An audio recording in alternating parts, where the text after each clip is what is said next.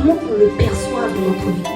Et Yatito, en fait, on le néglige tellement. On le néglige tellement que ce qui nous arrive, de fois même, est lié à nos propres fautes. De fois même, est nos propres fautes. Et c'est là où le mardi, le Saint-Esprit veut nous faire comprendre, à travers l'intercession en ligne, que s'il y a des problèmes qui vous arrivent, c'est que vous m'avez négligé. C'est parce que vous m'avez négligé. Si tu entretiens ta relation avec le Saint-Esprit, tu comprendras que la réalité que tu vis n'est pas la vérité, mais c'est juste la réalité.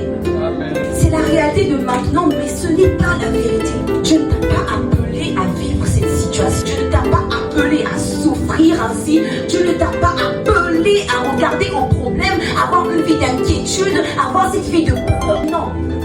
Il t'a appelé à de grandes choses. Il t'a appelé à de grandes choses. La Bible te dit que aie avec toi l'épée de la parole.